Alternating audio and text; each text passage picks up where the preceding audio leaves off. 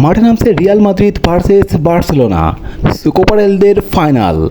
এবারে ফাইনালে ফেভারিট কোন দল? ফাইনাল কথাটা আসলেই সব সময়ের জন্য মাথায় আসে ফেভারিট রিয়াল মাদ্রিদ, কিন্তু এবারের ব্যাপারটা পুরোপুরি ভিন্ন।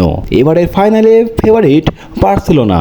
বার্সেলোনা এবারে সিজনে যা খেলছে, প্রত্যেকটা লিগে তারা দুর্দান্তভাবে পারফর্ম করছে। চ্যাম্পিয়ন্স লিগের সেমিফাইনালে এবং লা লিগার টপে এবং সুপার কাপের চ্যাম্পিয়ন এবং কোপারেলদের ফাইনাল, সব জায়গাতেই তারা দুর্দান্তভাবে খেলে যাচ্ছেন এবং তারা স্বপ্ন দেখছেন ট্রেবল জেতার। আর অপরদিকে রিয়াল মাদ্রিদ সব কিছুতেই ছন্দ ছাড়া থেকে বিদায় নিয়েছে। সুপার কাপে তারা বার্সার কাছে বিধ্বস্ত হয়েছে এবং লা লিগাতেও বার্সার থেকে 4 পয়েন্ট পিছিয়ে আছে টেবিলের 2 নম্বরে।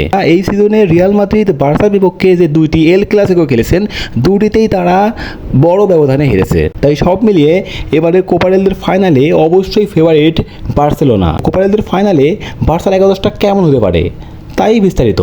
গোলকিপিং পজিশনে আছেন সেজনি, লেফট ব্যাকে থাকছেন মার্টিন এবং রাইট ব্যাকে থাকছেন কুন্দে, সেন্টার ব্যাকে থাকছেন মার্টিনেস এবং কুবার্সি।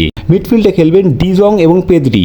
পেদ্রি বর্তমান সময়ের বিশ্বের সব থেকে সেরা মিডফিল্ডার পেদ্রি এবং বার্সেলোনার প্রাণ ভোমরা। পেদ্রি মাঠে থাকা মানে বার্সেলোনা পুরোপুরি নিয়ন্ত্রণে থাকে।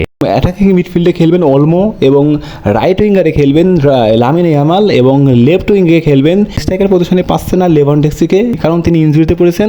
তার বদলে খেলবেন ফ্রান তোরেস। এবার দেখে নেওয়া যাক রিয়াল মাদ্রিদের একাদশটা কেমন হবে। গোলকিপার পজিশনে থাকবেন কোর্তোয়া এবং লেফট ব্যাকে থাকবেন মেন্ডি, রাইট ব্যাকে থাকছেন লুকাস ভাস্কেস এবং সেন্টার ব্যাকে থাকছেন রুডিগার অ্যাসেনসিও। মিডফিল্ডে থাকছেন চুয়ামেনি এবং ভালভার্দে। মিডফিল্ডে বার্সার বিপক্ষে রিয়ালের মিডফিল্ড কতটা কার্যকরী হবে সেটা ম্যাচে দেখা যাবে। লেফট উইঙ্গারে থাকছেন ভিনিসিয়াস জুনিয়র এবং রাইট উইঙ্গারে থাকছে রদ্রিগো এবং অ্যাটাকিং মিডফিল্ডে থাকছেন বেলিংহাম। স্ট্রাইকার পজিশনে থাকছেন কিলিয়ান এমবাপ্পে ইনজুরির কারণে এর আগের 2টি ম্যাচে তাকে পাওয়া যায়নি এবং এই ম্যাচে অবশ্যই তিনি ফিরবেন এবং স্ট্রাইকার পজিশনে তিনি খেলবেন। কোপারেলের ফাইনালে কে জিতবে সেটা ম্যাচে দেখা যাবে। আপাতত আমার মতে ফেভারিটের তালিকায় বার্সেলোনা এগিয়ে আছে। বার্সেলোনা এবার দুর্দান্ত খেলছেন, প্লাস রিয়াল মাদ্রিদ এবার প্রত্যেকটা জায়গাতেই পিছিয়ে আছে। রিয়াল মাদ্রিদ প্রত্যেকটা জায়গাতেই তারা পিছিয়ে আছে। এবার তাদের হারার সম্ভাবনা অনেকটাই বেশি।